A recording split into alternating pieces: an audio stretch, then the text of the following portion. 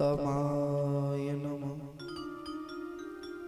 श्री राधा कृष्णाभ्यां नमः। सीतानाथ समारम्भां श्रीरामानन्दार्य मध्यमाम् अस्मदाचार्यपर्यन्तां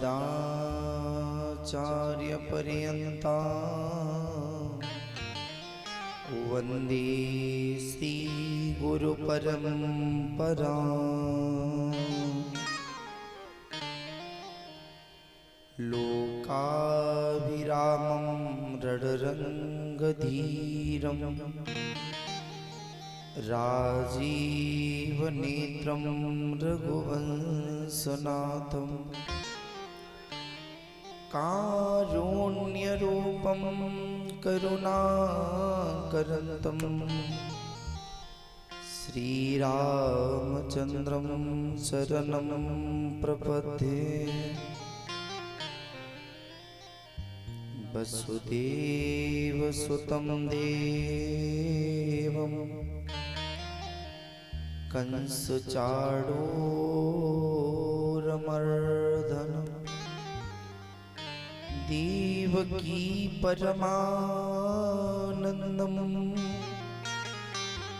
वन्दे कृष्णं जगद्गुरु।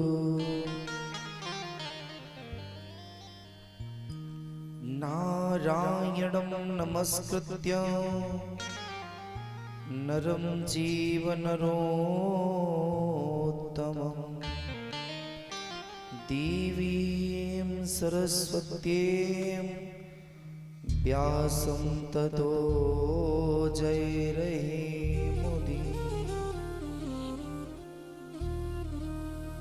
लीत सदा सुध दीन की सहज दया के धाम। जननी जनक इस दास के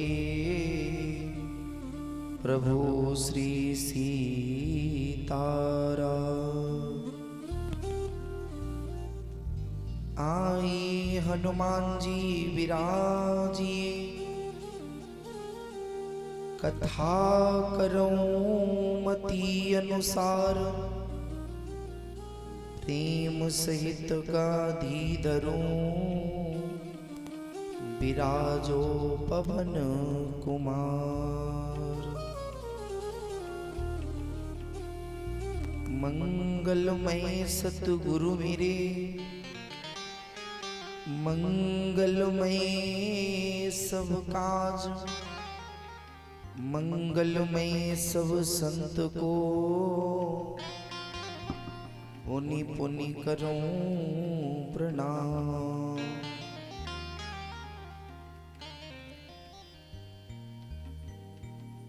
परम मंगलमय परात्पर अकारण करुणा वरुणालय करुणा की सिंधु भक्त वंशा कल्पतरु तीनों त्रिगुणातीत शक्ति से परे भगवान विश्ववंदनीय श्री सीताराम जी के पावन चरणारविंदों में साष्टांग प्रणाम करूं। पूज्य सद्गुरुदेव भगवान के पावन चरणारविंदों में साष्टांग प्रणाम करते हुए गुरुदेव भगवान की भावमयी उपस्थिति तत्पश्चात जगत जननी जगतोधारणी मोक्षदायिनी भुवनेश्वरी माता महाकाली के पावन चरणारविंदों में साष्टांग प्रणपात करते हुए तत्पश्चात वृंदावन के लिए पावन भूमि में विहार करवे वाले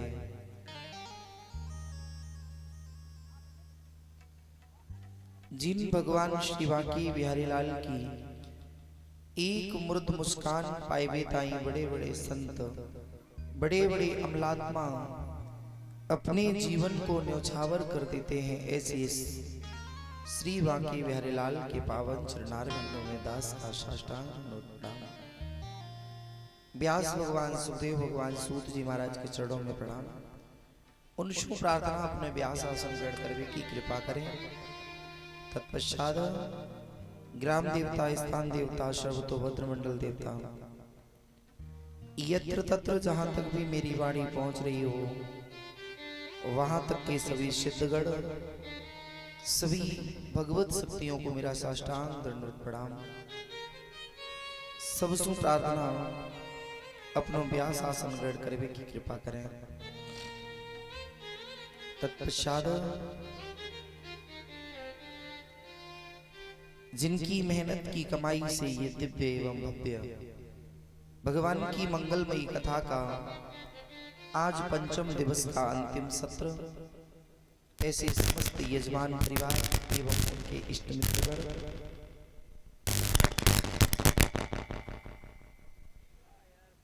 सबसे प्रार्थना है, श्रद्धामयी माताएं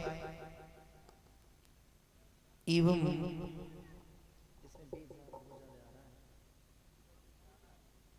मेरी आवाज पतली होती है तो तुम्हारी बेस पहले दिन मेरी बेटी थी तो तुम्हारी आवाज एकदम सुंदर थी।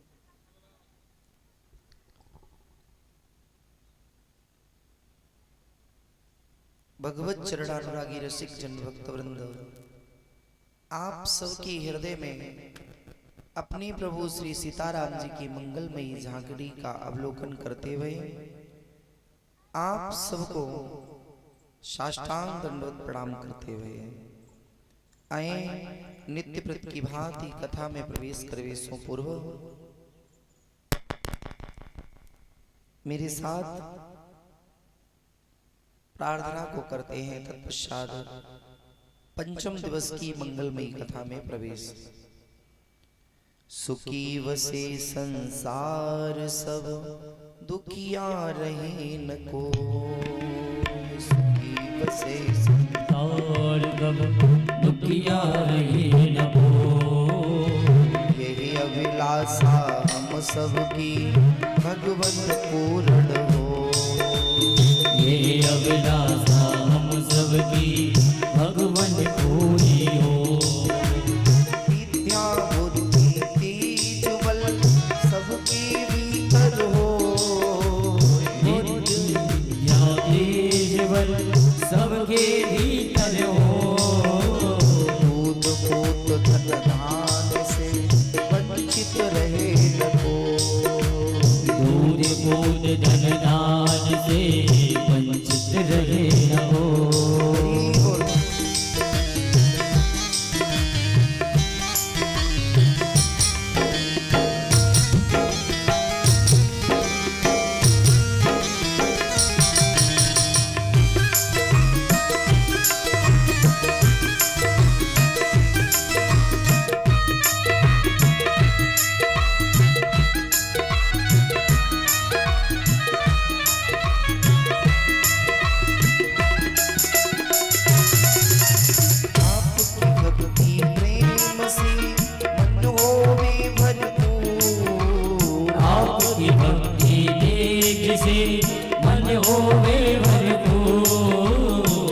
तो इससे चित्त मेरा वो सो भागे दो, राम देश से चित्त मेरा वो सो भागे दो, मिले भरोसो आपको हमें सदा जगदीश, मिले भरोसो आपको हमें सदा जगदीश, आशा प्रभु के नाम की बनी रहे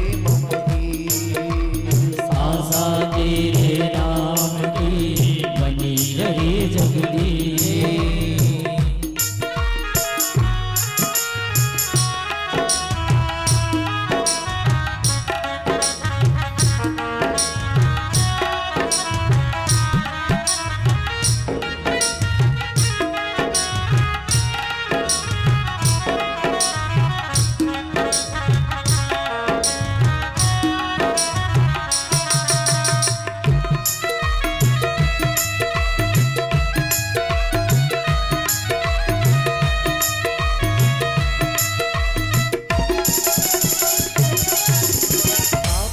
हमें बताइए की दया दया पाप से हमें बचाए, करके दया दया। अपना भक्त बनाए, सबको करूं निहार। अपना भक्त बनाए, सबको करो निहार। दिल में दया उदारता, हृदय प्रेम अपार। दिल में दया उदारता, हृदय प्रेम अपार। हृदय में निज दीनता, हे मेरे भगवान। हृदय में दीनता, हे मेरे भगवान।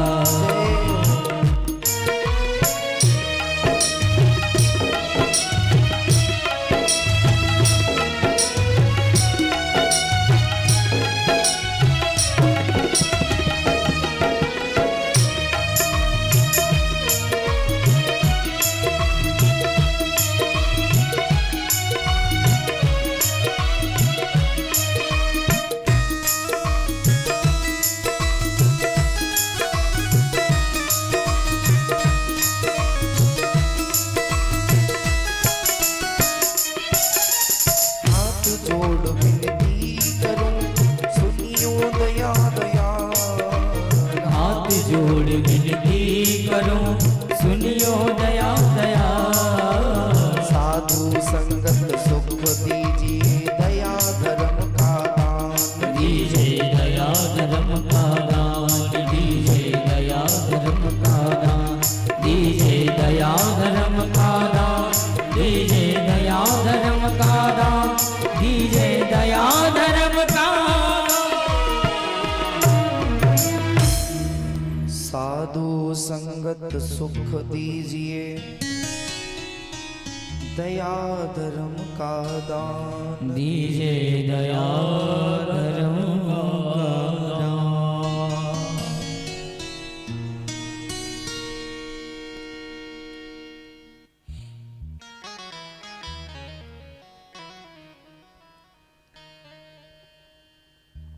माता भगवती भागीरथी की गोद में विराजा हुआ एक राजा, जिस राजा के जीवन में एक विरक्त संत की वाणी लग गई, तो राजा संत की शरण में बैठा। जब तक ये जीव किसी की शरण में है, चाहे संत की शरण हो, चाहे ग्रंथ की शरण हो, और चाहे भगवंत की शरण हो, इन तीन में यदि किसी एक की भी शरण हमने ले ली तो हमारा बाल बांका नहीं हो सकता। चाहे जीवन में संत हो, या फिर ग्रंथ हो, और या फिर सीधा भगवंत हो, या फिर यूं कहिए कि इन तीनों का एक ही लक्ष्य है कि जीव का कल्याण होना ही अनिवार्य है। राजा श्री परीक्षित से पूछा, राजन, जो तेरे हृदय में मृत्यु का काड़ा दुख बैठा है, उसकी स्थिति क्या है? तो आचार्य चरण सिंह राजा कहवे लगे हो, बोले, हे गुरुदेव, आप जैसी परम विद्वान बीतराग महापुरुष के द्वारा कथा को श्रवण करने के बाद यदि हमारे जीवन में मृत्यु को डर रह जावे तो ये तो आप जैसे महापुरुष को अपमान होएगा। कथा जीवन में भयमुक्त करा देती है, संतों का संग जीवन में भयमुक्त हो जाता है जी। आपने देखा होगा, जब गांव में कहीं रात्रि के समय हम जाएं और यदि मुझे डर लगता है तो हम लोग फिर क्या करते हैं? बोले, कहते हैं हनुमान जी का नाम लेते हैं ना, जय हनुमान कहते हैं। क्योंकि जीवन में जब संकट आता है और हमें संकट के समय संसार का चिंतन न करके सीधा परमात्मा का चिंतन करना चाहिए। चूंकि संसार में संसारी जीवात्मा बंधन में करेंगे, लेकिन संत, ग्रंथ और भगवंत ये हमें मुक्ति का मार्ग प्रशस्त करेंगे। शुकाचार्य कहते हैं, राजन, कल हम सभी ने बड़ी दिव्य गाथा श्रवण करी। भगवान अक्षरातीत परमात्मा श्री कृष्ण को प्रादुर्भाव हुए, वासुदेव जी लेकर के आए नंद बाबा की पौड़ी पर। अब यहां संयोग देखिए, एक रामचंद्र जी डोंगरे जी महाराज ने अपने भागवत नवनीत की टीका में लिखा, कितना अच्छा समन्वय है। प्रभु राम जी के जीवन में कितनी माताएं हैं? किसी ने कहा 3। राम जी के जीवन में कितनी माताएं हैं? बोले 3। तो ठाकुर जी के जीवन में भी 3 माताओं का संयोग हुआ।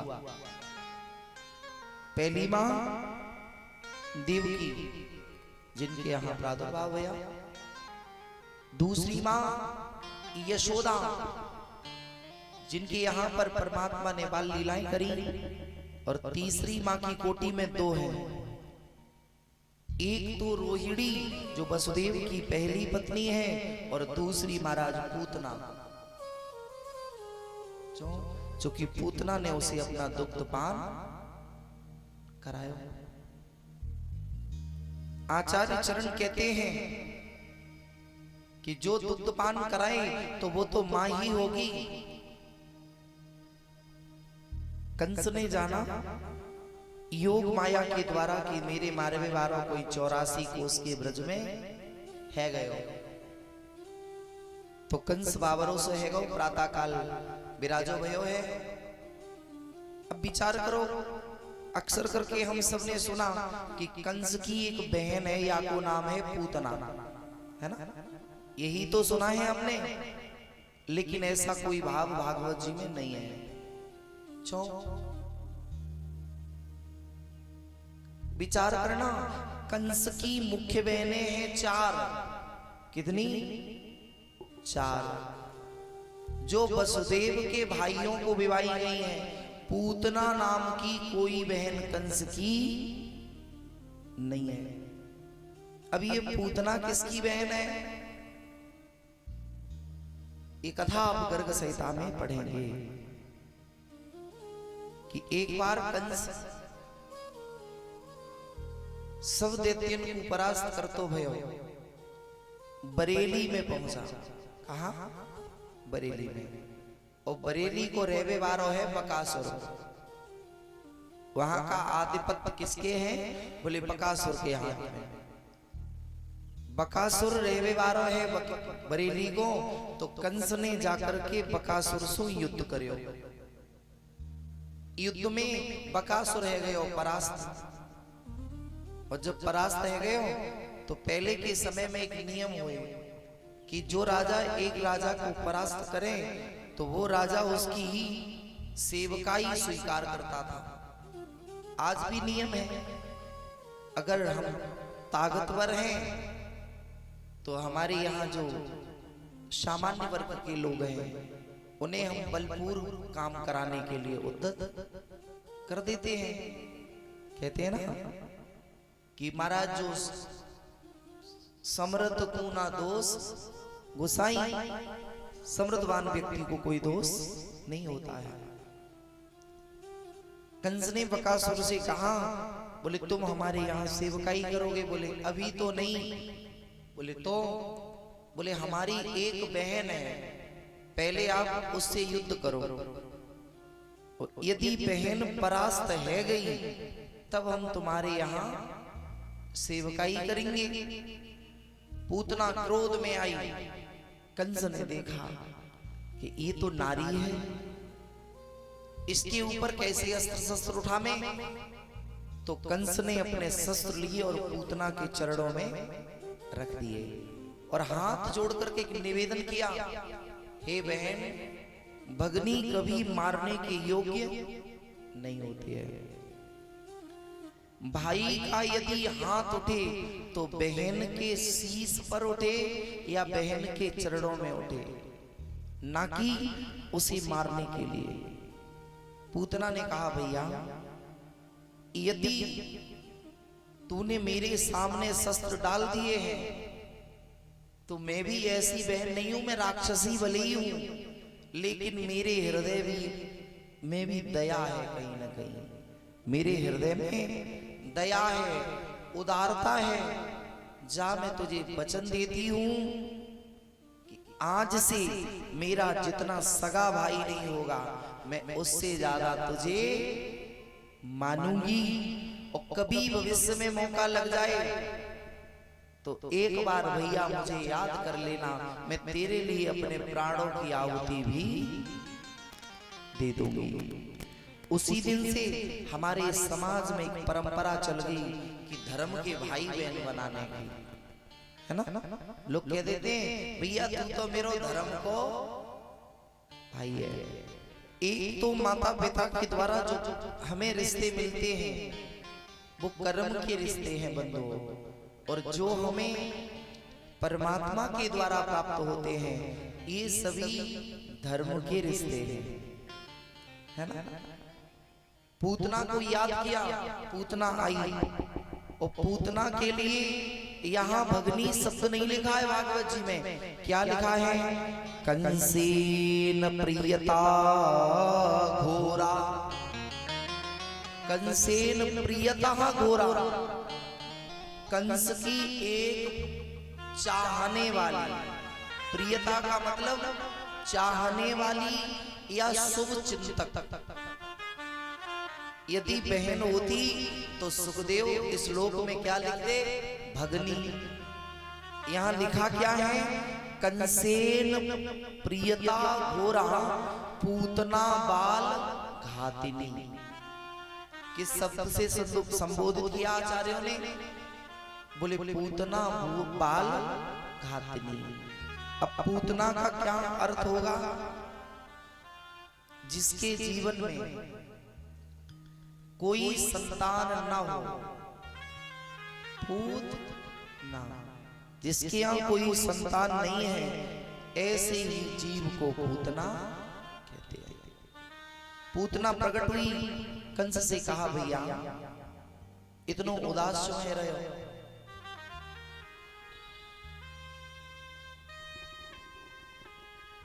आप इतने उदास क्यों है रहे? कोई बात हो तो मुझको बताओ। कंस ने कहा बहन मैंने पूर्ण कोशिश कर ली, लेकिन हमारा काल अभी मरा नहीं, मेरो काल बच गए हो। राजा श्री परीक्षित ने पूछ दिया, बोले प्रभु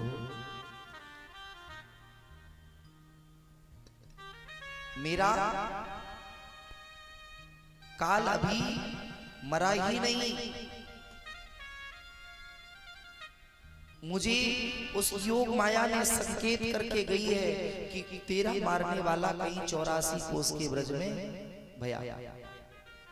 पूतना ने कहा अरे भाई तो तू चिंता क्यों करता है? मैं जा रही हूं, जाकर के आज के 10 दिन पहले के जो छोरा छोरी होंगे सबको भच्चड़ कर जाऊंगी। कंस ने कहा बहन ये तो ठीक है, लेकिन तेरो इतनो भयानक सो स्वरूप या देख करके कोई तो क्यों गांव में नहीं प्रवेश होने देगो?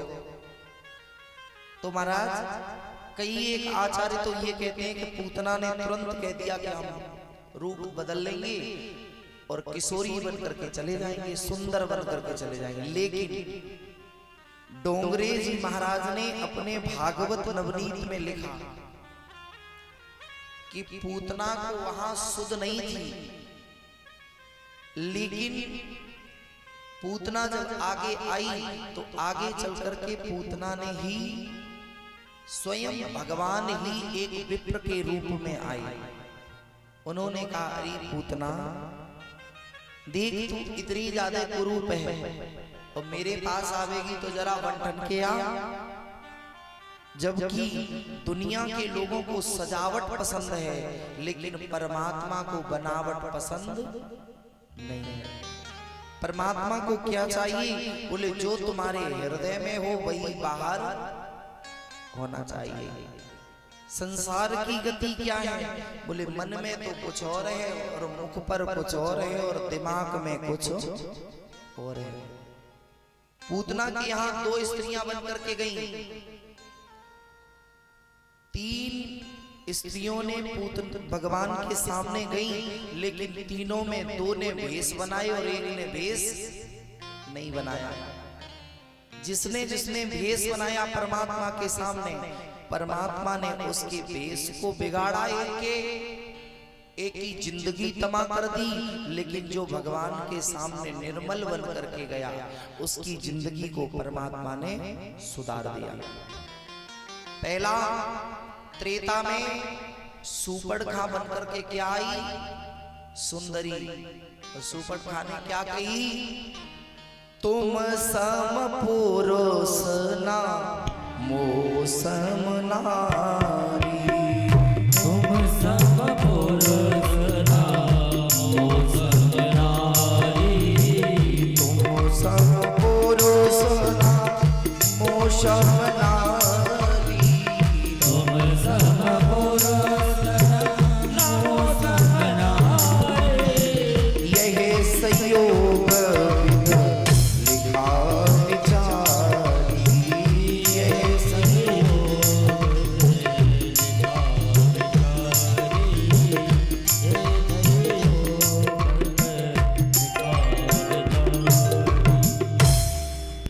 तुम सम पुरुष न मोह सम नारी, यह संयोग विद लिखा विचारी। बनकर के सुंदरी आई, लेकिन बाद में परमात्मा ने जब वापस भेजा तो नाक और कान कटवा दिए। दूसरी वेश बना करके पूतना जा रही है परमात्मा के पास, और परमात्मा कहते हैं मुझे निर्मल चाहिए, मुझे बनावट नहीं चाहिए। दुनिया को सजावट, बनावट और दिखावट पसंद है, लेकिन मेरे परमात्मा को जो रियल चीज है वही पसंद। और आगे कथा में आप कल की श्रवण करेंगे कि एक द्वापर में एक ऐसी स्त्री हुई जो जैसी की वैसी बन करके गई, तो भगवान ने बाको सुंदर बनाए दे। पूतना भगवान की कहने पर सुंदर रूप धारण करती है और महाराज चल देती है। जो भी पूतना को देखता है और वो देखते ही ये सोचता है पता नहीं कितनी सुंदर, ये कहां से आई देवी, कहां की देवी है, ये लौकिक सुंदरी नहीं है, ये तो कोई अप्सरा है। गोकुल में आती है, उत्सव चल रहा, और यहाँ पर आचार्य चरणों ने भागवत जी में 2 बार तारात्रि का वर्णन किया है। और ता शब्द जो है वो संस्कृत में बहुवचन का वाचन है। सिर्फ 2 जगह तारात्रि का शब्द आया। एक तो भगवान को जब प्रादुर्भाव हुआ तो तारात्रि शब्द लगा।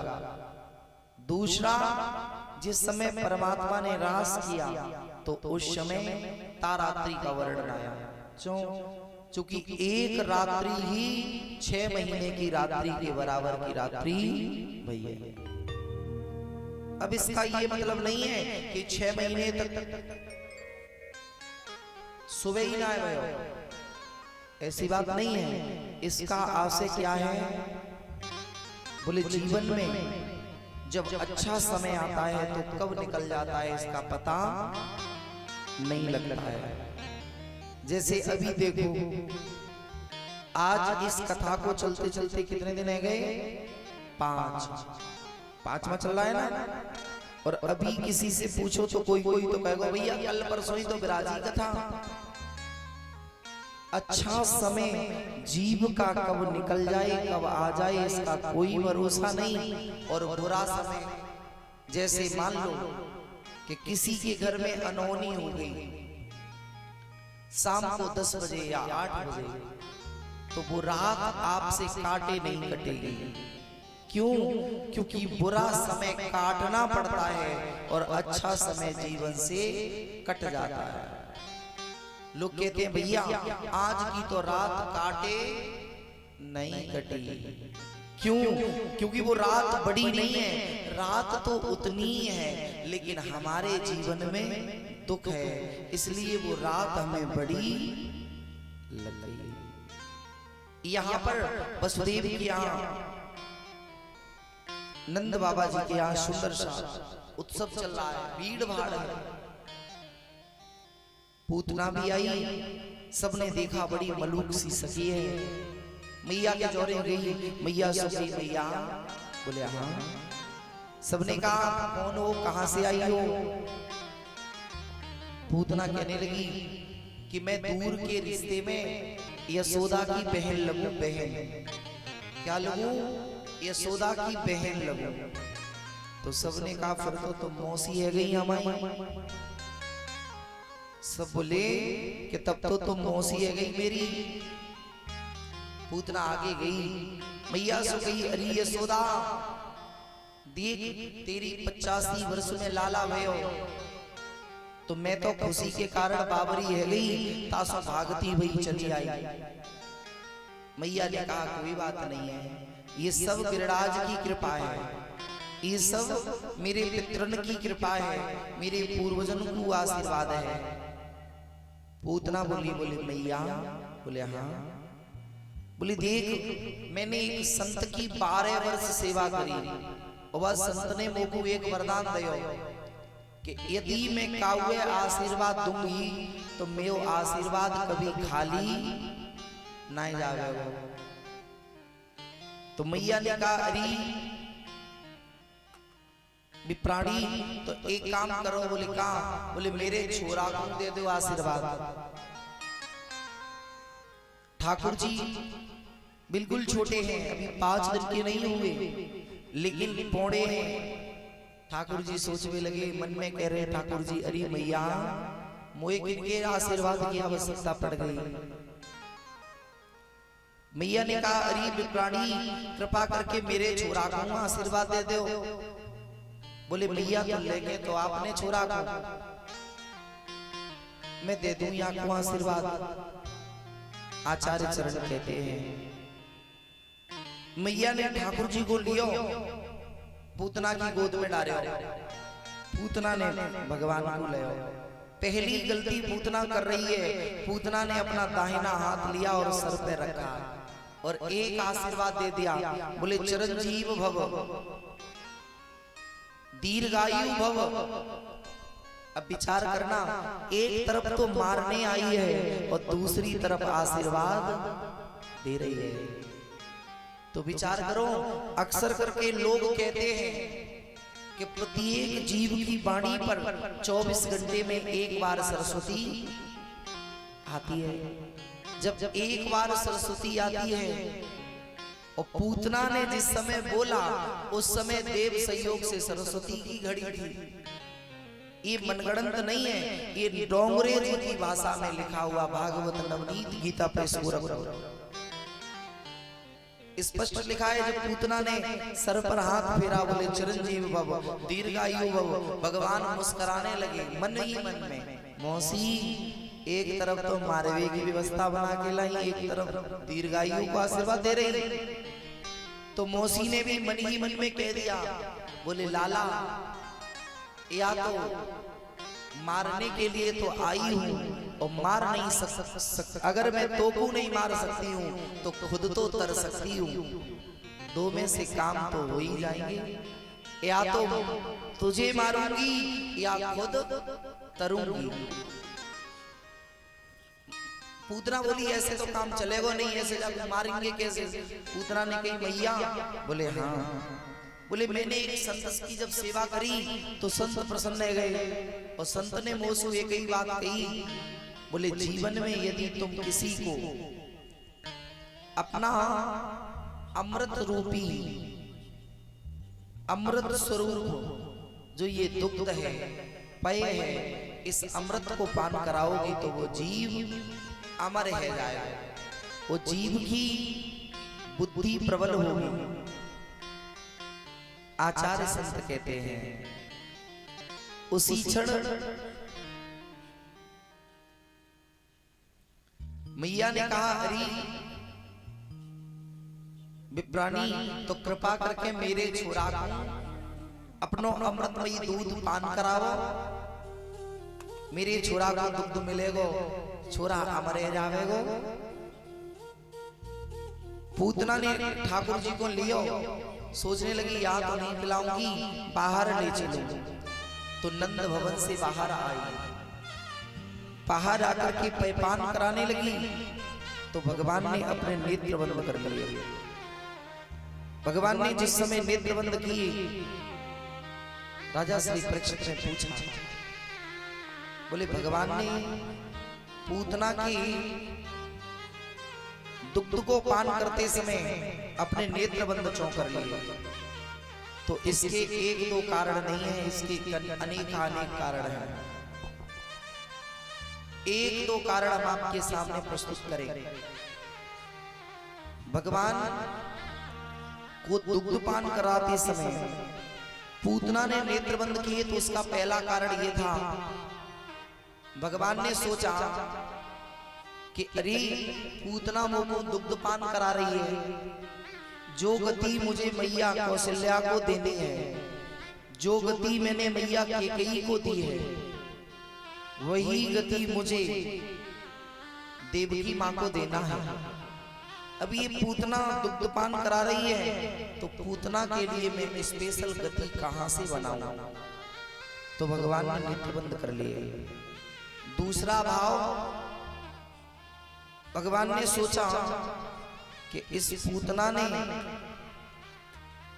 इस जन्म में तो कोई ऐसा पुण्य किया नहीं है जिसके कारण से इसे मेरे दर्शन सुलभ हो जाए या मेरे धाम तक पहुंच जाए। चलो मैं एक बार चिंतन करके देखता हूं, इसने पूर्व जन्म में कोई अच्छे कर्म किए हैं जिसके कारण ये मेरे धाम को आए।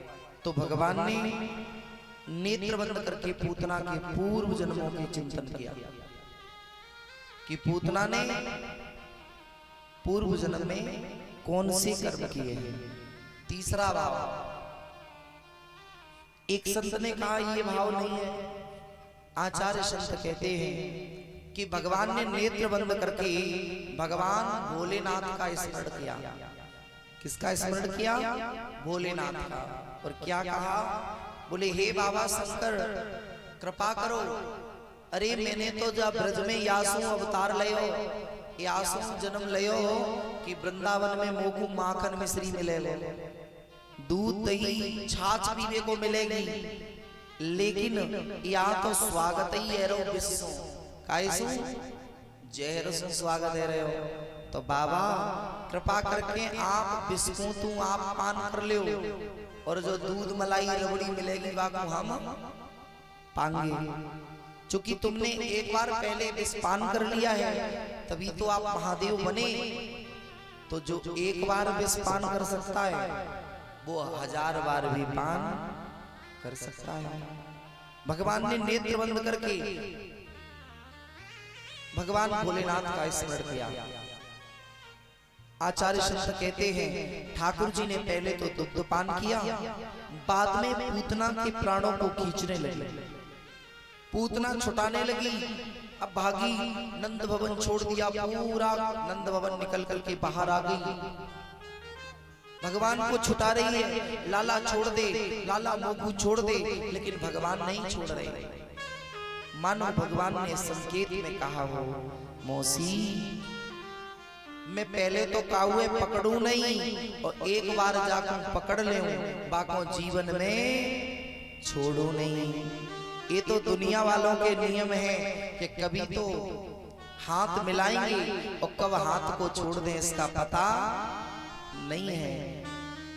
तुरंत तो वादा करेंगे कि हम जीवन भर साथ निभाएंगे और तुरंत साथ छोड़ देंगे। यहाँ तक कि पति पत्नी भी यज्ञ पे बैठेंगे तो ग्रंथि जोड़ेंगे और बाद में विचार रूपी ग्रंथि कभी मिलती नहीं है। जीवन में यदि एक बार यज्ञ पर ग्रंथि जुड़े या न जुड़े तो भी कोई बात नहीं है। यदि कहीं जाओ साथ में जाओ या न जाओ ये भी कोई बात नहीं है। लेकिन जो जीवन में विचारों की ग्रंथि है, जो आपस में विचार का तालमेल है, इसकी ग्रंथि जुड़ी रहनी चाहिए। पूतना के पहले दूध पान किया और फिर प्राण पखेरु भगवान ने खींचे। प्राण जिस समय खींचे, पूतना चिल्लाती रही, लेकिन ठाकुर जी ने नहीं छोड़ा। अंत में बंधुओं, एकदम पूतना गिरी तो कई एक वृक्षण को तोड़ करके पूतना गिरी। इतनी विशाल काय राक्षसी है। अब महाराज पूतना के शरीर पर भगवान सुंदर सी पीड़ा कर रहे हैं। किसी ने मैया यशोदा से जाके कही, अरे मैया तेरो लाला तो पालना में है ही ना। मैया एकदम भाग करके गई, बोले क्या भयो? एक ग्वाल ने आकर के कहा, अरे मैया तेरो जो लाला है ना? बोले हाँ। बोले एक राक्षसी के सीने पर पीड़ा कर रहे हो। आचार्य चरण कहते हैं मैया भाग करके गई। जाते ही जाते मैया ने लाला को गोप ग्वालों ने उठायो। मैया ने हृदय से लगायो। बोले 85 वर्ष की अवस्था में छोरा पायो और बाबू की गति ऐसी है गई। मैया आई। आते ही आते मैया ने सबसे पहले घर में लीपन किया। लाला की नजर को उतारे हो। नजर काहे से उतारी? मैया ने लाला की देसी गऊ की पूंछ से, देसी गऊ की पूंछ से झाड़ा लगाती है मैया और यही कहती है, हे पद्मनाभ भगवान मेरे लाला की रक्षा करो। हे शेष साई नारायण मेरे छोरा की रक्षा करियो। भगवान मन ही मन में मुस्कुराते हैं, मैया तू मेरे नामन में लेके और मोइये झाड़ रही है, ये नाम मेरो का करेंगे? मैया घर में लेके आती है। गोप ग्वालों ने पूतना के शरीर के टुकड़े करके यमुना के किनारे एक सुंदर सी चिता बनाई और उस चिता पर पूतना को पोड़ाया, जला दिया। जिस समय पूतना जली तो एक ऐसा लगा कि चारों तरफ वातावरण में दिव्य यज्ञ है रहे हुए। इतनी वातावरण में सुगंधी फैल गई। राजा श्री परीक्षित ने पूछा, प्रभु पूतना जैसी राक्षसी के जलने पर सुगंधी क्यों आई? आचार्य चरण कहते हैं, राजन पूतना ने चाहे जैसे भी कुछ किया हो, चाहे कोई अपने जीवन में कोई सत्कर्म नहीं किया हो, लेकिन मेरे प्रभु ने एक ही बात कही है कि एक बार जीव मेरी शरण में आ जाए, एक बार मेरे शरणापन्न हो जाए। यही बात तो विभीषण से श्री राम जी ने कही। जब विभीषण शरणागति हुई तो राम जी ने क्या कहा? विभीषण ने कहा, तामस तन कछु साधन नाही, प्रीत न पद सरोज मन माही। मेरे मन में कोई प्रीति नहीं है और तामस शरीर है प्रभु।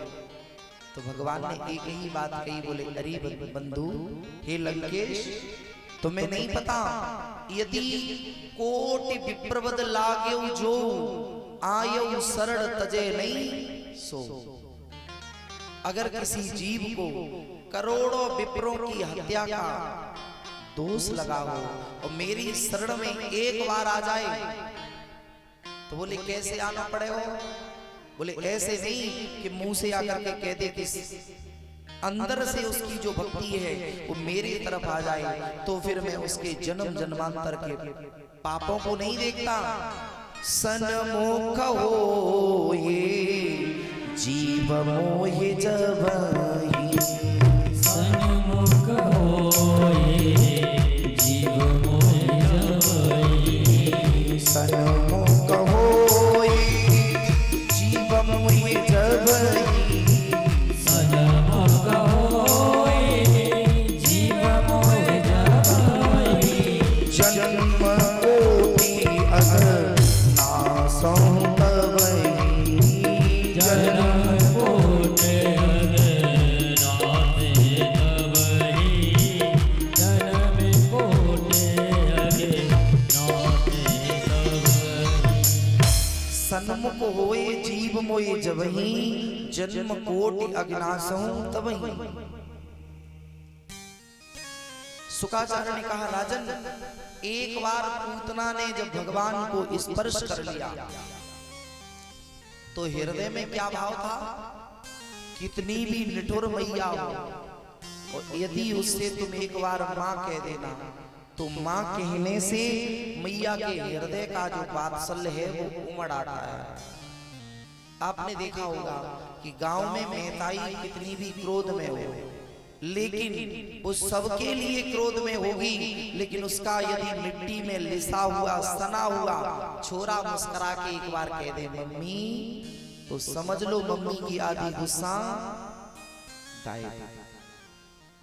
कितनी भी क्रोध में माँ हो और छोरा मुस्कुरा दे तो छोरे की मुस्कान से बालक की मुस्कान से माँ की क्रोध आधा रह जाता है।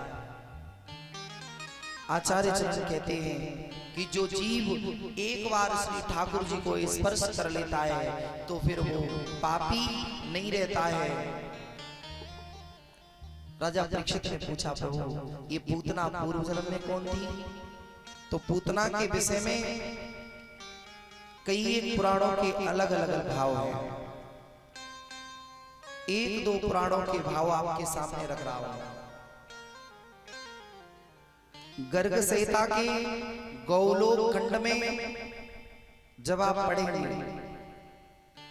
तो महाराज, बलि परम भक्तस्य सुताया वामनो हरि मनोरथेषु ते भूयो भगना भगवान तदो। बले परम भक्तेषु, राजा जो बलि हुआ, जो परम भक्त हुआ किसका? भगवान वामन का या उपेंद्र का। इसकी पुत्री है जिसका नाम है रतनमाला। क्या नाम है? रतनमाला। जिस समय भगवान बलि को छलने के लिए गए तो रतनमाला ने देखा कि बड़ो मलूक सो छोरा है, और ऐसो छोरा अगर मेरे घर में जन्म लेवे, मेरी उदर से जन्म ले ले तो ऐसे छोरा को हम अपनो दुग्धपान करा लेती।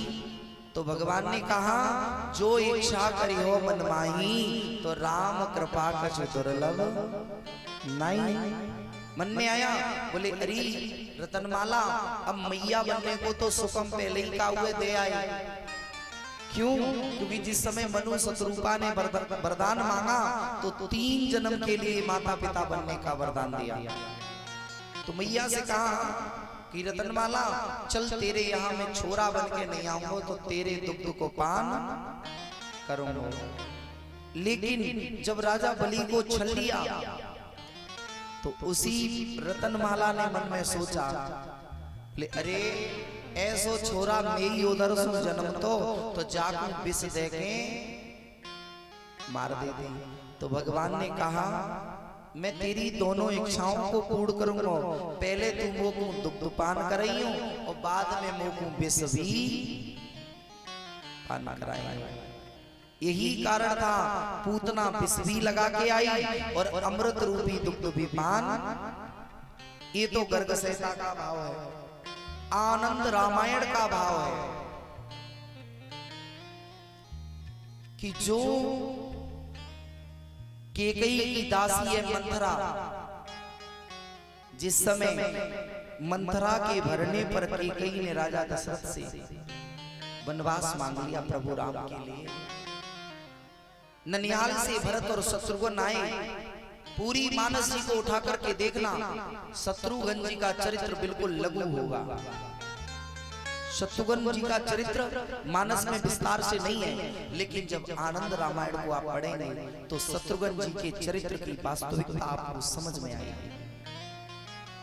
आपने रामायण पढ़ी होगी, राम कथा सुनी भी होगी, लेकिन शत्रुघ्न जी का चरित्र बिल्कुल लघु में लोग सुना देते हैं। जबकि शत्रुघ्न जी का जीवन एक टक महाराज सेवा में बना हुआ है। शत्रुघ्न जी ने क्रोध किया, बोले किस पर? मंथरा के ऊपर। शत्रुघ्न जी ने मंथरा जी को डांट लगाई, फटकार लगाई, यहाँ तक कि शत्रुघ्न ने मंथरा के ऊपर हाथ भी उठाया। तो मंत्रा को लगा, मंत्रा ने कहा हे प्रभु, अरे प्रभु राम ने वनवास के समय मुझसे कुछ सुनाई गई, लेकिन देखो ये शत्रुघ्न मेरे ऊपर हाथ उठा रहा है। तो जिस समय मंत्रा एकांत में होती है तो मंत्रा ने प्रभु राम से वरदान मांगा कि हे राम जी मैंने बहुत गलत किया। बोले नहीं मंत्रा तुमने तो अच्छा किया।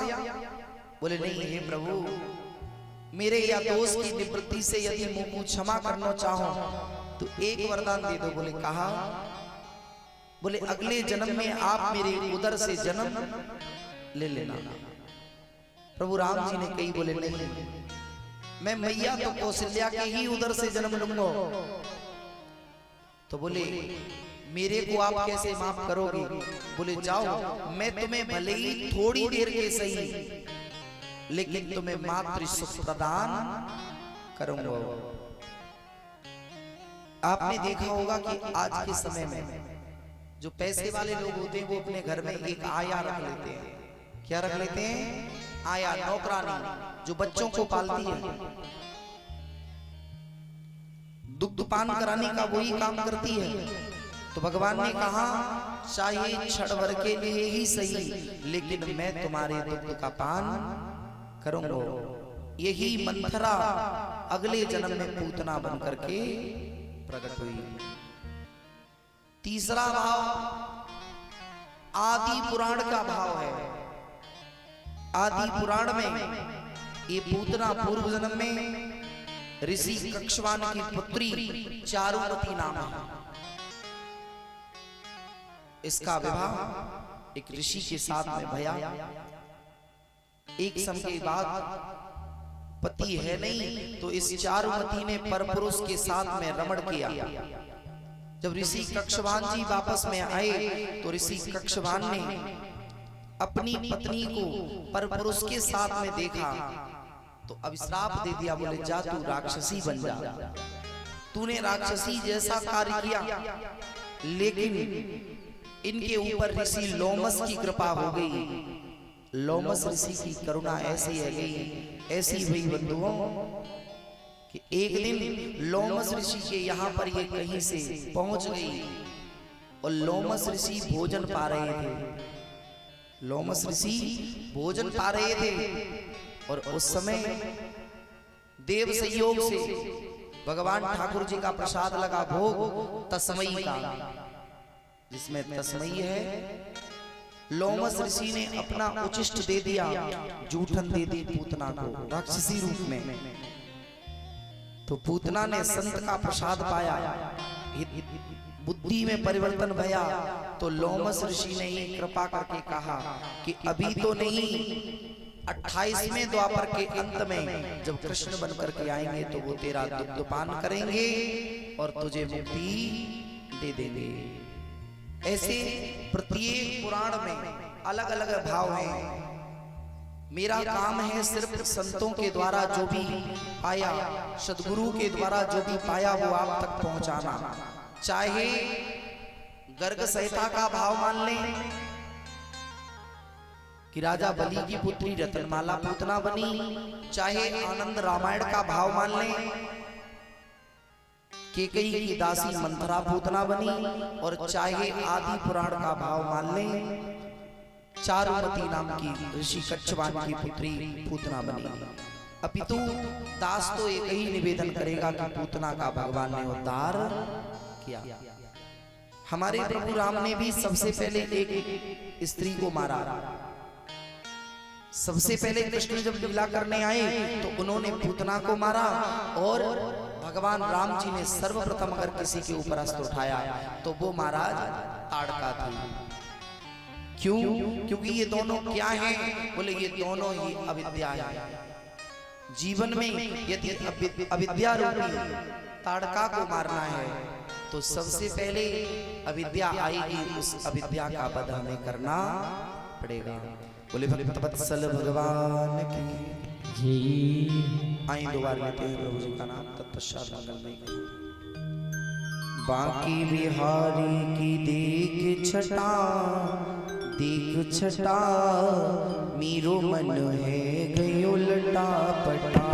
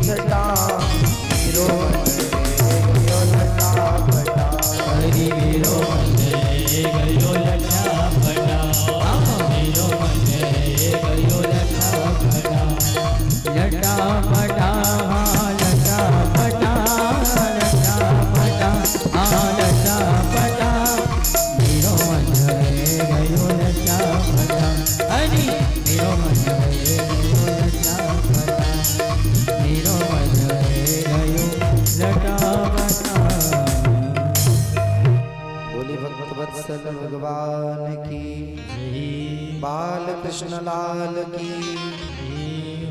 आचार्य चरण कहते हैं पूतना का उद्धार भया।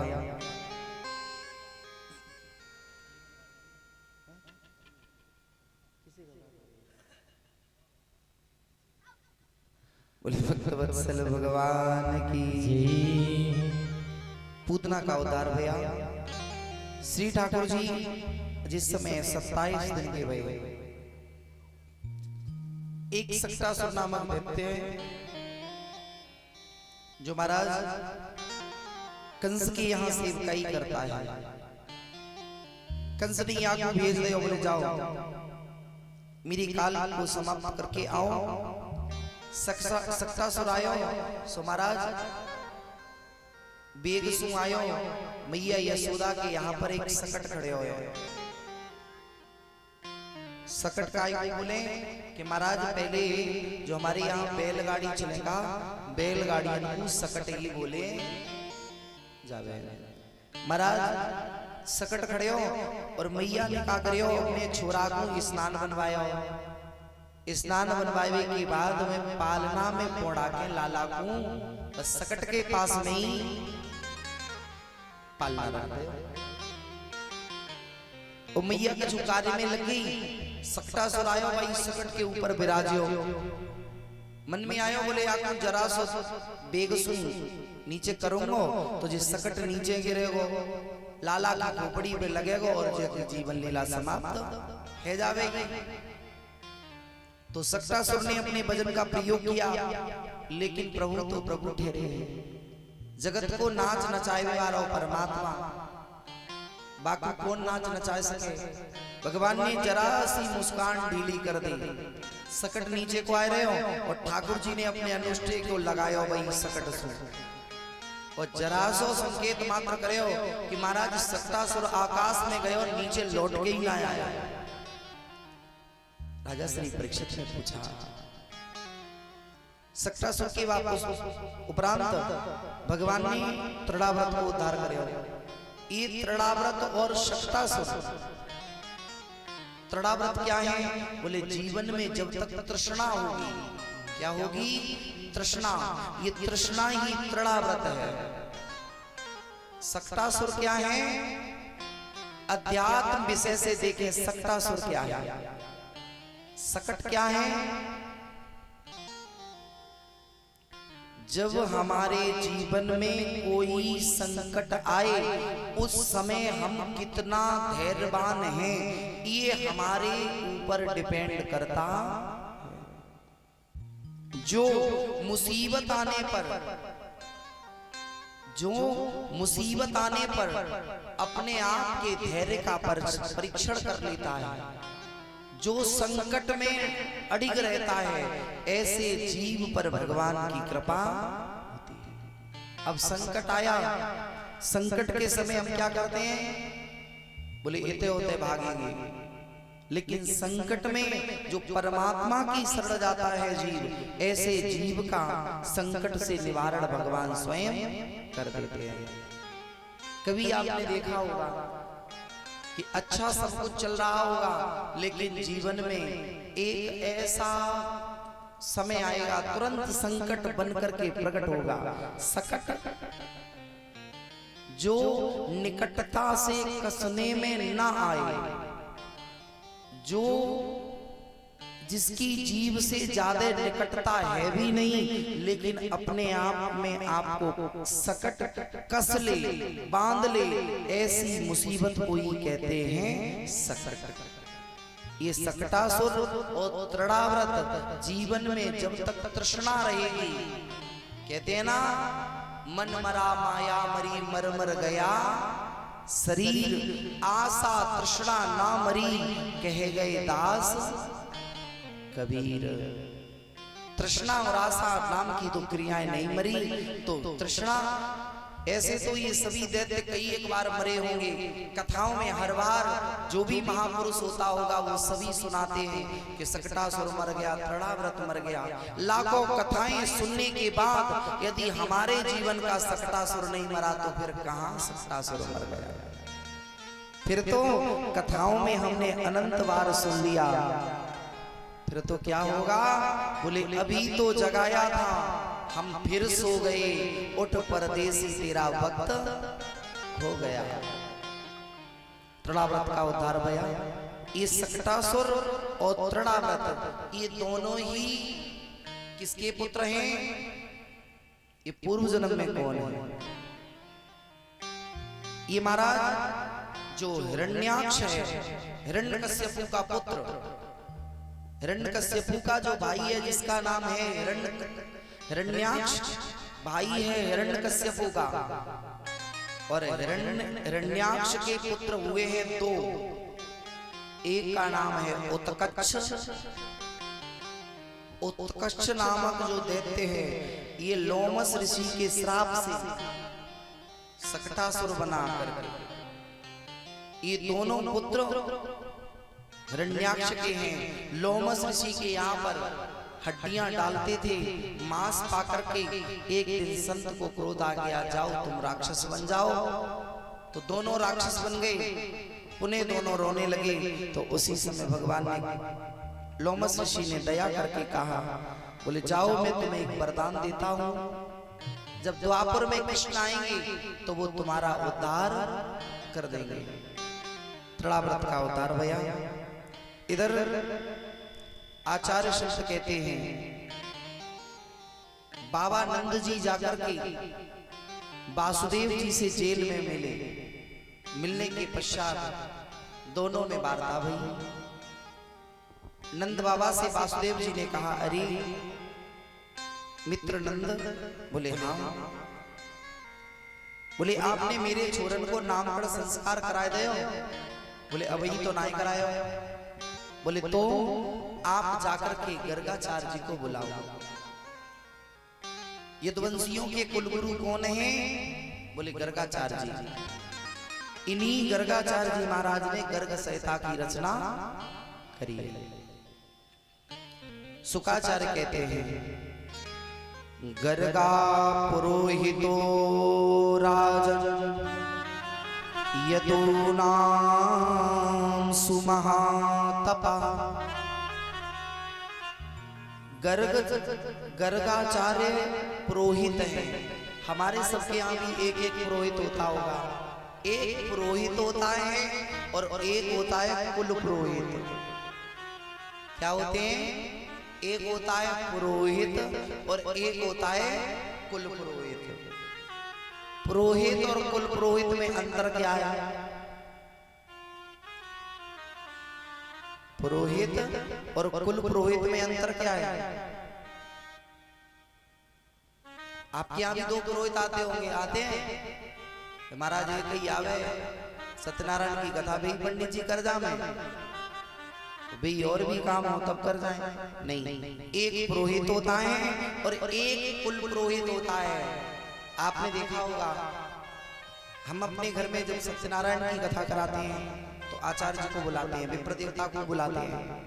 लेकिन जब काऊ छोरा छोरी के मूल नक्षत्र आए तो किसे बुलाते हैं? फिर दूसरे वारे को, जो तुला दान करवावे। बाकू का कहें? जोशी। का कहें? कहते हैं ना, आप क्या क्या बोलते हो? आपको जोशी बोले कि गोस्वामी बोले? जोशी। इस जोशी की उत्पत्ति कहां से हुई? कल की कथा में आप सबने श्रवण किया। जिस समय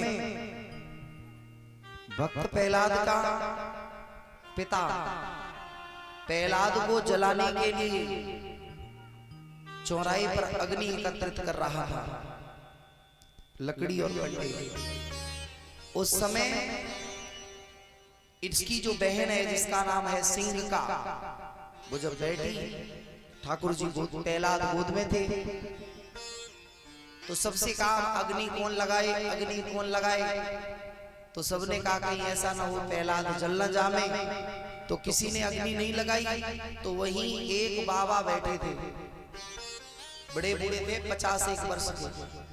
सो बूढ़े बाबा जोश में आकर के अपना होश खो बैठे। किसमें? जोश में आकर के अपना होश खो बैठे। बोले कोई नहीं लगावेगो, कोई नहीं लगावेगो तो हम ही आग लगाए देंगे। सो उन्होंने उठ के अग्नि लगा दी। उसी दिन से एक प्रथा चल गई हमारे यहाँ कि होली में आग कौन लगावेगो? बोलो ना तेज से। जोशी। उसी दिन हमारे समाज में एक जाति का निर्माण हो गया, जोशी। आचार्य संत कहते हैं, एक होता है महाराज पुरोहित, एक कुल पुरोहित। अब महाराज गर्गाचार्य जी क्या हैं? बोले गर्गाचार्य जी पुरोहित हैं। गर्गा पुरोहितो राजा यदूनाम महासुतपा। जो यदुवंशियों के तपस्वी आचार्य हैं, आए गर्गाचार्य जी मैया से कहा। बाबा नंद ने कहा, देवी अपने छोरन को सुंदर सुंदर नामकरण संस्कार कराना। ठीक है, नामकरण संस्कार करा लेते हैं। दोनों मैयाओं ने आपस में विचार किया, बोले चलो महात्मा की जानकारी ले लें, चलो महात्मा के ज्ञान का परीक्षण कर लें, देखें ये महात्मा जी कुछ जानते भी हैं कि नहीं जानते हैं। और हम लोग भी कभी कभार देखते हैं कि गांव में कोई आए तो सोचते हैं महात्मा को कुछ पूछें, चल के देखें ये जानते हैं कि नहीं। और जिस प्रश्न का आंसर हमें अच्छे से पता होगा उसी को जाकर के महात्मा को पूछेंगे। फिर क्या कहेंगे, बोले महाराज जी ये बात बताओ। फिर कहते हैं कि नहीं। ऐसे ही मैया यशोदा और रोहिणी दोनों ने चिंतन किया, बोले महात्मा की जानकारी कर ले। तो महाराज अपने अपने छोरा को बदल रहे हो। रोहिणी ने मैया यशोदा के छोरा को ले ले और यशोदा ने रोहिणी के छोरा को ले ले। दोनोदोनों बालक एक जैसे गोद में लेकर के और महाराज गौशाला में गई। गौशाला में पहुंचे, गर्गाचार्य जी ने चौक इत्यादि बनाया, दोनों विराजे। विराजने के तत्पश्चात आचार्य चरण कहते हैं, मैया ने कहा मेरे लाला को नामकरण संस्कार करो। तो गर्गाचार्य जी ने यशोदा की तरफ उंगली की और रोहिणी से बात कर रहे हैं। यशोदा की तरफ उंगली करके बोले ये जो बालक यशोदा की गोद में है, या को नाम होएगा संकर्षण। का नाम होएगा संकर्षण। संकर्षण नाम क्यों होएगा, क्योंकि एक गर्भ से खींच करके दूसरे गर्भ में स्थापित करे हो गए, तासो नाम पड़े हो संकर्षण। या को नाम संकर्षण होएगा, या को नाम बलभद्र होएगा, या को नाम बलराम होएगा। चूंकि बल को धाम होएगा और राम को अग्रज होएगा, अनुज नहीं होएगा, अग्रज होएगा। या को नाम बलराम होएगा। रोहिणी की गोद में संकेत करते कहीं, बोली हे यशोदा तेरे या छोरा को नाम एक नहीं होएंगे, अनेक होएंगे। या के एक नाम नहीं होएंगे, अनेक नाम होएंगे, लेकिन या को मुख्य नाम तो कृष्ण होएगा। क्या होएगा? कृष्ण। कृष्ण क्यों होएगा? क्योंकि या में खींचने की शक्ति ज्यादा होगी, या में आकर्षण बहुत होएगा। जो जाकू एक बार देख लेगो वो जाई को होएगे रह जावेगो। और या की सूरत को देखवे को बड़े बड़े संत, बड़े बड़े अमलात्मा अपनी समाधि को छोड़ करके या के पीछे बावरे है के डोले ले। या को नाम है कृष्ण। और वैसे तो जैसे लीला करेगो वैसे वैसे जाके गुण नाम पढ़ते चले जाएंगे। मैया ने कही अरे बाबा आप कृपा करके पधारे, बड़ी कृपा करी। गृहस्थी धर्म में एक नियम होवे, जब कोई आचार्य आवे या संत आवे या विप्र आवे या सदगुरु आवे तो बाकू अपने आंगन में बैठ के भोजन पवानो चाहिए। बाकू भोजन अवश्य में पवानो चाहिए। तो मैया यशोदा ने कही बाबा मेरे मन में वो ऐसा लगे कि मैं आपको भोजन पवाऊं, मैं आपको भोजन पवाऊं। बाबा ने कहा अरे मैया मैं तो स्वपाकी हूं, मैं स्वपाकी हूं, मैं किसी दूसरे पर पापी नहीं हूं। पहले आपने देखा होगा अक्सर करके महात्मा स्वपाकी ही होते थे, अपने हाथ से बनाते थे और अपने हाथ से पाते थे। लेकिन अब की समस्या थोड़ी, समय बदला तो संत भी बदल गए समय के अनुरूप। अब तो सबके यहाँ पा लेते हैं, कोई दिक्कत नहीं है। पहले तो यहाँ तक नियम होता था कि महाराज जो आचार्य जी घर में आते थे, पुरोहित जी, वो कभी यजमान के घर भोजन प्रसाद नहीं करते थे। आपके यहाँ भी कई कैसे आचार्य भय होंगे जिसने यजमान के घर में जिस दिन आते थे यज्ञ करने के लिए उस दिन प्रसाद नहीं पाते थे। हाँ, ठाकुर जी का भोग निकाल करके ले अवश्य में बजाते थे, लेकिन पाते नहीं थे। मैया से कहा, बोले मैया मैं तो स्वपाकियों में अपने हाथ से बना के पाऊंगा। मैया ने सुंदर सी सारे व्यंजन दे दिए। बाबा ने सुंदर सी रसोई तैयार की। रसोई तैयार करने के पश्चात बाबा ने एक चौकी पर लगाई, तुलसी पधराई और जो ही मंत्र बोला, तुतियम वस्तु गोविंदम तुभ्यमेव समर्पये गृहाण सम्मुखो भूत्वा प्रसीद परमेश्वरः। भावार्थ क्या है? तुतियम वस्तु गोविंदम, हे गोविंद भगवान तुम्हारी दी हुई वस्तु हम तुम्हें ही समर्पित करते। गृहाणा परमेश्वरा, हे भगवान परमेश्वरा करके भोग स्वीकार करो। संत जी तो भोग लगा रहे हैं और तब तक ठाकुर जी छोटे से एकदम दौड़ के आए। ठाकुर जी दोनों हाथों की मुट्ठी बनाई और बाबा के प्रसाद को पाने लगे। बाबा ने नेत्र खोले, देखे कि ये यशोदा को छोरा है। एकदम चिल्लाने लगे, नंदरानी यशोदा देख तो ते छोरा ने मेरी रसोई को दूषित कर दियो, या कौन ले जाए यहाँ से। मैया आई, मैया ने कही, अरे लाला देख तो वैसे हूँ बाबा परेशान है रहे हो, जाकी सबरी दाढ़ी जल गई चूली फूकत फूकत और फिर से या को तू परेशान कर रहे हो। सो एक तो एक धमू के मरके मैया ने लाला को लेके गई। बाबा ने कही अब नहीं पांगो, अब तो आश्रम पे जाऊंगो तो प्रसाद बनाऊंगो तब पांगो। मैया बोली, अरे बाबा क्यों परेशान है रहे हो, यही हम दोबारा सामग्री दे देंगे, फिर से बना लेना और फिर पा लेना। बाबा ने कहा नहीं मैया समय लगेगा, चौका सिद्ध करूंगा, बर्तन मलूंगो, बाद में साग भाजी अमनिया करूंगो, तब कहीं साग सिद्ध होएगो, फिर फुलका सिद्ध होएंगे, फिर महाप्रसाद सिद्ध होएगो, तब कहीं कप्पा पाएंगे। तो भैया ने कही इतनो चौ प्रपंच करे हो बाबा। बोले तो बोले हम तो को दूध दे देंगे, धोरी बारी गैया को खांड दे देंगे और वही में थोड़ी से चावल दे देंगे, तस्मई बना और भगवान को भोग लगाओ और पा। बाबा ने कही ये तो ठीक है। मैया ने दुग्ध इत्यादि की व्यवस्था करी। बाबा ने सुंदर सी तस्मई बनाई, बना करके पात्र में रख ली। मैया से कही अरे पहले या छोरा को लेके कमरा में बंद कर दे, तेरो छोरा बड़ो ही उत्पाती है। मैया ने लियो लाला को, प्राणन से प्यारे कन्हैया है, लेके मैया कही कमरे में बंद कर दे, कुंडी लगा दी, ताला लगा दे, चाबी ला करके बाबा को दे दे। बोले बाबा जो चाबी है तू रख ले, नहीं तो तू कहेगो कि यशोदा ने अपने छोरा को बंद ही ना करे होएगो। ठाकुर जी अंदर और बाबा ने जैसे ही सुंदर सी चौकी पर थाल रखा, तुलसी पधराया और जैसे ही पुनः ध्यान लगाया, तुम्हें निवेदित भोजन करई प्रभु प्रसाद पट भूषण धरई। हे गोविंद, हे श्री ठाकुर जी प्रेम से प्रसाद पावा करके तो भाव के वशीभूत कृष्ण ताला लगे हो रहे हो, चाबी बाबा की जेब में और ठाकुर जी आ गए और आकर के महाराज तस्मई में दोनों हाथ भरे और मुंह में दे लिए। बाबा ने नेत्र खोले, एकदम से कहा अरे यशोदा, अरे नंदरानी देख तेरे छोरा ने दोबारा से रसोई दूषित कर दी। मैया आई, भाग के देखा, बोले लाला तो यार रसोई पा रहे हो।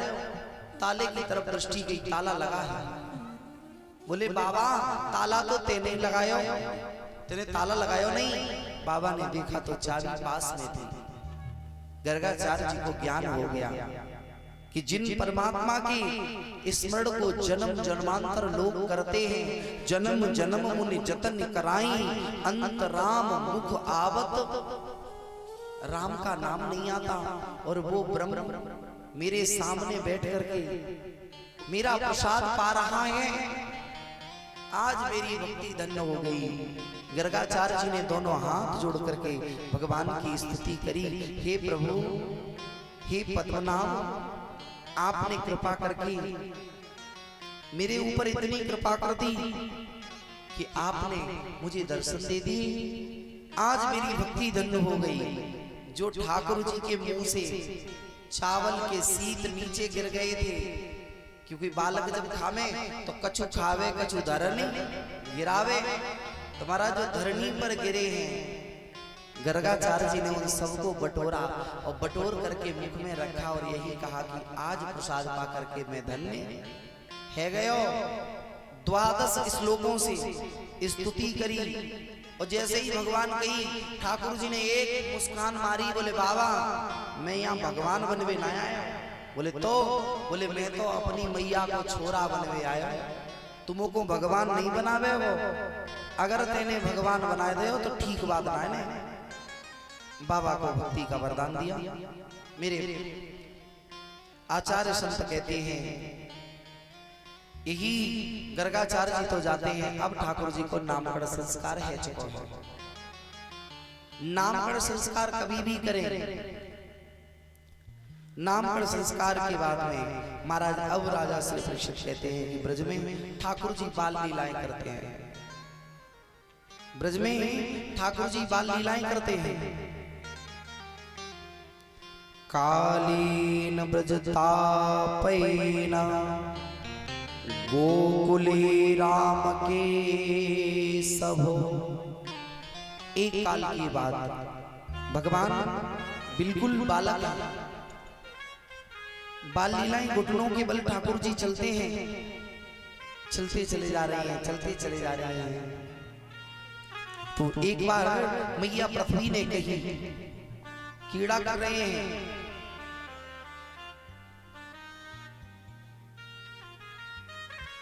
आचार्य चरण कहते हैं कि मैया पृथ्वी ने भगवान से प्रार्थना करी, बोले हे प्रभु आप मेरे ऊपर कीड़ाएं करते हैं, आप मुझ पर भी कृपा क्यों नहीं कर देते हो? आपने माखन मिश्री पाओगे, सब कुछ करोगे, लेकिन मेरे को उद्धार कब करोगे? भगवान ने कहा चल आज पृथ्वी तेरा ही नंबर है। सो भगवान ने आज मृतिका को पाया। क्या किया? भगवान ने मिट्टी पाई है ना? ठाकुर जी मिट्टी को पाते हैं। दाऊ जी ने आकर के कह दिया मैया से, अरे मैया देख तो कन्हैया वहां बैठो है, वो मिट्टी को पा रहे हो।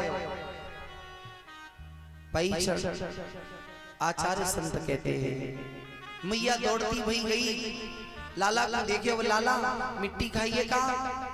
ठाकुर जी ने मुंह पे ला दिया, बोले नहीं पाई। और इतना बड़ा डेला लिया, ठाकुर जी ने मिट्टी रख लिया, मुंह में मिट्टी है, मैया छड़ी लेकर के बैठी है।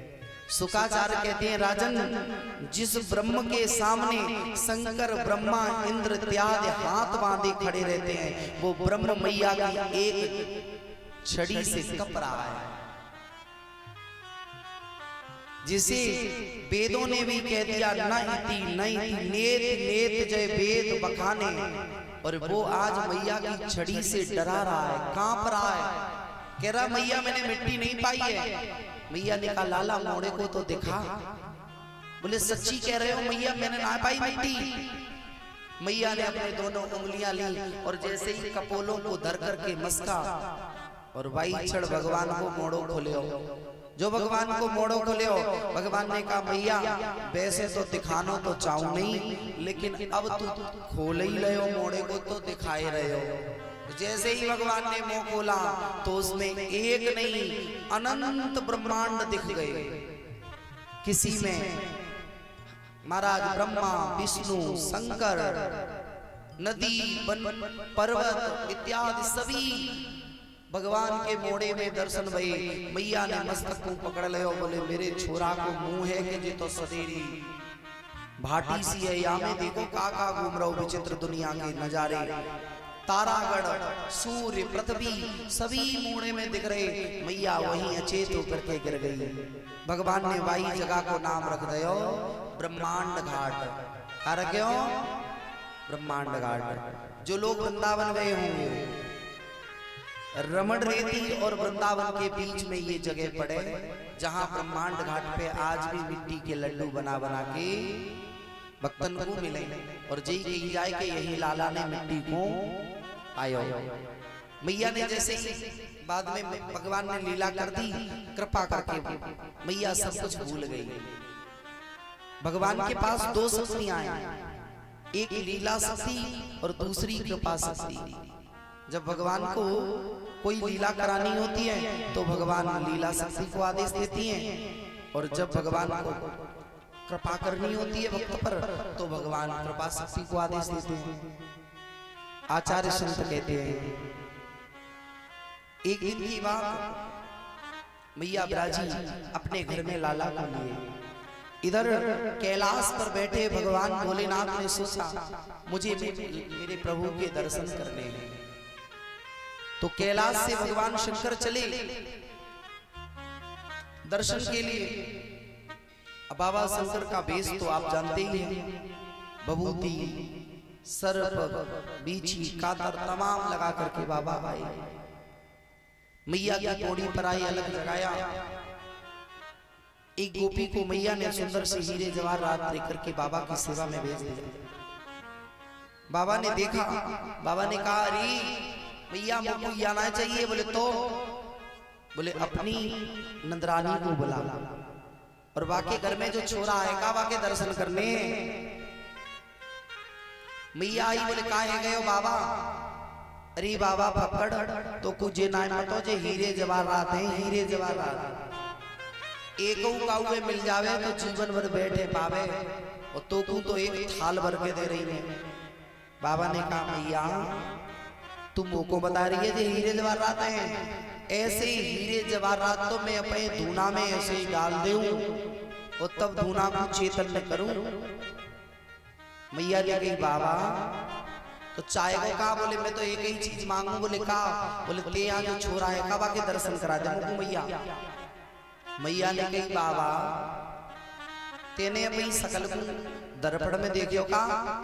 अरे तो को देख के मोको डर लग रहा है, जब मैं 85 वर्ष की हूँ और मैं छोरा है बाबा बिल्कुल बालक है, डर जावेगो। ते इतनी विशाल विशाल सी जटाएं, तेरे शरीर पर विभूति लगी है। बाबा ने कहा, मैया मैं दर्शन तो करके ही जाऊंगा। मैया ने कही, मैं हरगिज कराए बीमारी ना। बाबा जिद पर अट गए। तो मैया ने कहा, देख बाबा चाहे तू कछु कर ले, लेकिन तो को तेज अपने छोरा के दर्शन नहीं कराऊंगी। बाबा ने कहा, नहीं कराएगी मैया? बोले बिल्कुल नहीं कराऊंगी।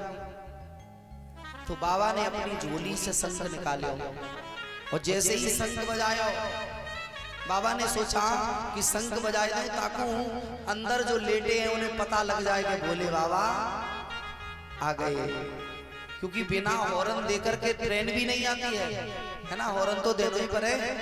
सो बाबा ने जान लिया कि पहले हॉर्न दे दें कि अंदर बैठे हैं कौन? बोले भगवान नारायण।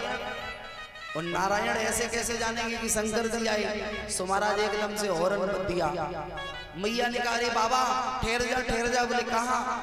बोले अबे ही सुबह से मैंने अपने छोरा को दुग्ध पिलाया, बाकी मालिश करी, और बाकू फिर मैंने अबई पौड़ाए दे पालना में सोयो है। अबे जब तो ही जा रहे हो, और तू जो शंख बजावेगो तो जगेगो, और जगेगो तो रोएगो। तो बाबा ने मुस्कुरा के कही, बोले मैया तेरो छोरा वो जगे चाहे रोए मोकू का चिंता है? मैं तो अपना शंख बजाऊंगा। मैया ने कही, बाबा तेरे हाथ जोड़ू, तेरे पामन में पड़ू, कृपा करके शंख को मत बजाए। बाबा ने कही, तो फिर अपने छोरा के दर्शन करा दे, तो शंख नहीं बजाऊंगा। मैया ने कही, देख बाबा शंख चाहे तू बजा और चाहे ना बजा, लेकिन तो कुछ छोरा के दर्शन नहीं कराऊंगा। एक सखी से कही, बोले जा करके अपने लाला को उठा के अंदर बारे कमरा में पौड़ाया, जो आवाज ही न जाके शंख की। बाबा ने कहा, मैया दर्शन नहीं करा रही। बाबा बोले, मैया तू अबे दर्शन नहीं करावेगी? बोले नहीं। भगवान शंकर ने अपना त्रिशूल लिया, वहीं गाड़ लिया और वहीं बैठ गए। बोले जे बैठ गए, अब जब तक तू दर्शन नहीं करावेगी तब तक मैं जाए मारो ना। आचार्य संत कहते हैं, आचार्य संत कहते हैं, मैया ने कहा, अरे बाबा तू जावेगो नहीं? बोले बिल्कुल नहीं जावे बारी। चो आज नहीं तो कल जावेगो, कल नहीं तो परसों जावेगो, जावेगो तो हतो ही।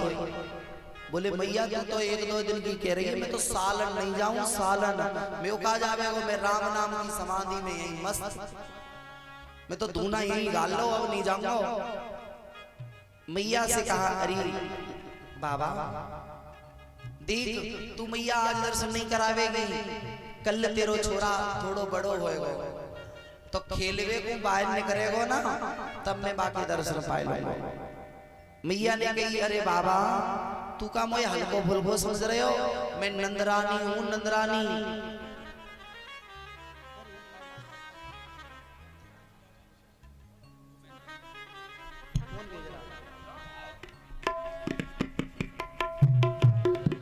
बाकी बिहारीलाल क्या है?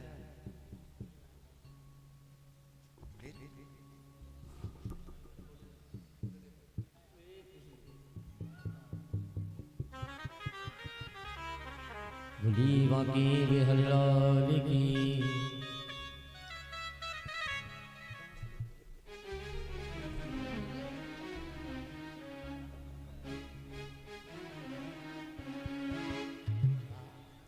बोले भक्त वत्सल भगवान की।